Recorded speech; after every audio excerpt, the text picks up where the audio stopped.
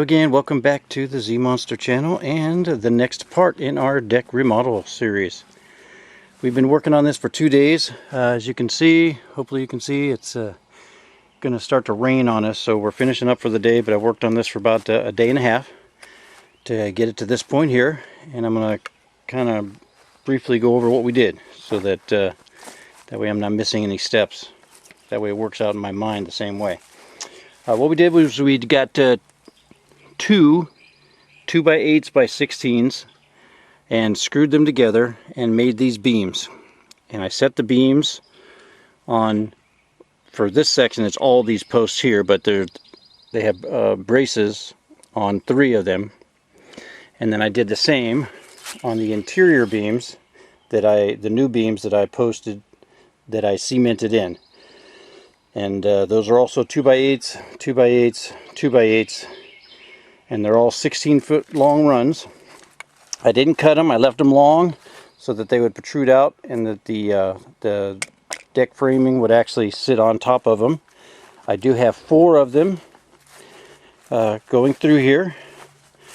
And then I've got, after I put those on and made sure they were all level, then we started building the outer end joists and rim joists, and it's not a ledger board if it's not mounted to the house, but the framing anyway.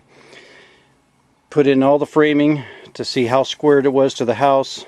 It's pretty close. The house is not 100% squared, so there's not too much more I could do without having a really big gap. But as you can see here, we have a little bit of gap away from the house, but that'll be covered by board, so it's not a problem. We went through, and from this section to the first, or to this second set of beams, is 8 feet. So that's where I wanted this beam, or this center joist beam, connecting beam, to be at. And I wanted it to rest on there, which it is. It's counterlevered on top of the first one, and we've got about just under 2 feet from the wall of the house to this first beam where it's resting. So within the frame, for all the joists, these are all screwed in with 3 screws, 3.5 inch screws are screwing in on the back side of this and on the back side of these 8-footers. And then I also have joist hangers nailed in with the galvanized nails throughout on both sides. Now for the next section, from here, from the center out to the outer edge, was 10 feet, or just under 10 feet. These do not have screws into the back side of them. They're resting in the joist hangers and nailed into the joist hangers, but they do have screws and joist hangers at this far end over here. Again, this is the main section resting on this beam here. Because of the joist hangers that are on the center beam, it caused the deck to go up a little bit. So for these braces, the post beams, I had to shim underneath the beam to get the beam up to make contact with these joists, just because of the rise there, and I wanted it to be, to stay within fairly level. And then we got this in. We put a straight line string from this corner to this corner and to the outer corner, and then we lined up as straight as we could get with the string line, and just bumped it in, pulled it out until it looked as close as it's going to get along the house edge. And then I went through and I put in these straps on each one of the beams. There's going to be 4 straps in each of the runs here. So the straps here, and it's got 10 holes. You fill every hole, just like they say in woodworking. If it's got a hole, you fill it. And we put, after the braces were all in, I toe-nailed in with a 3.5 inch galvanized screw in all of the other ones to make sure that they stay firm. So I've got structure this way, and I've got structure this way, being supported all around. These outer posts here are cut way below it, so it's not aren't going to make contact with anything. The only thing that I have left to do for the framing part of this is for right in here. Because of the span, I'm actually going to put some blocking in here. One, because I want to do it so I can practice doing it, and I want to do that staggered look of it. You know, not that it needs it because it is toe-nailed in, but because it is a longer span, being it's 10 feet, these boards will have more tendency to want to twist. So I'm going to put in the blocking for those two purposes.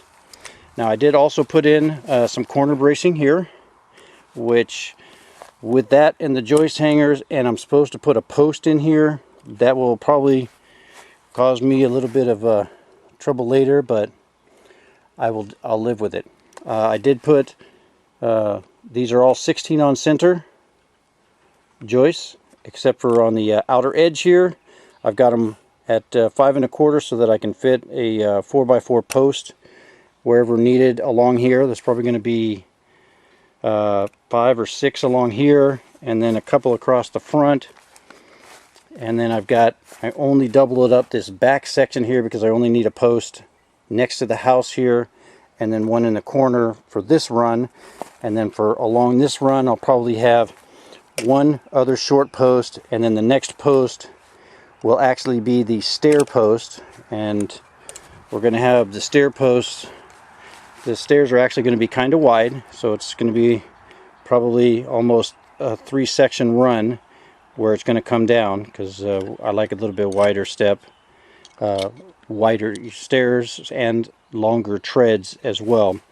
So we're going to have those come out, and we're debating whether we're going to put either a concrete pad here for a landing, or getting some of the larger paver stones and leveling this out and putting those down to have the stairs finish up on that. But as far as for the framing here, it's as solid as she's going to get without that blocking in there. So yeah, and like I said, it's a floating deck this time. It's not attached to the house anywhere, which I love that about it, and especially with all the work that I had to do to seal back in the house.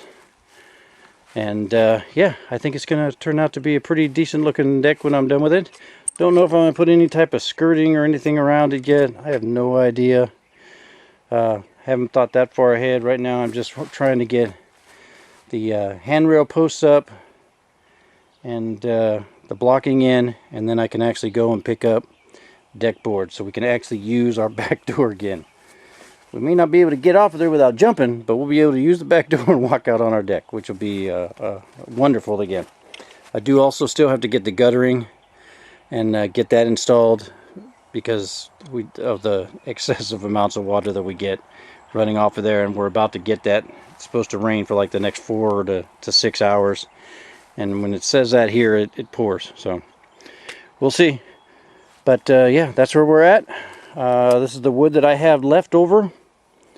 I've got one warped board here that was an 8-footer. I may use some of that for blocking. I have a couple of 10-footers that I accidentally cut into when I was cutting other boards on top of it. Never do that. And then I got a couple other little pieces of leftover pieces from cutting the 20-footers that I had to do for the end runs. These end runs here are 18. I needed 18 feet to make the run. They didn't sell 18-footers, they sold 20-footers, so I had to cut off just over 2 feet of board. So that'll be some blocking material as well. And then, like I said, some of the scrap.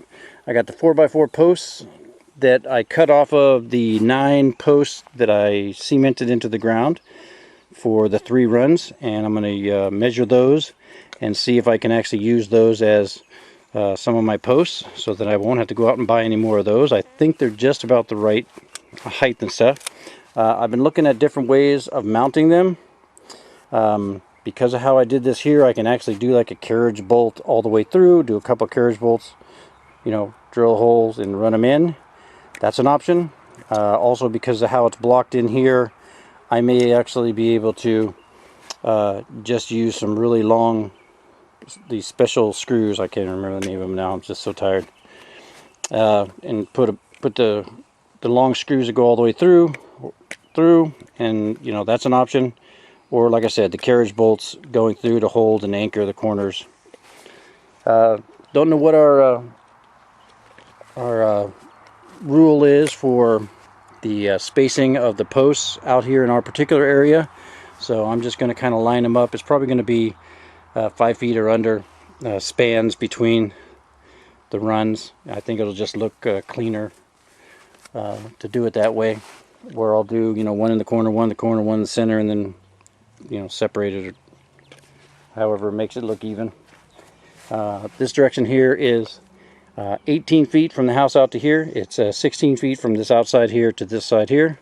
So you do the math and you'll be able to figure out just as quick as I can how many posts you need. And yeah, we are almost ready to put down some decking material. But first we have to wait for the rain. So I'm going to let you guys go.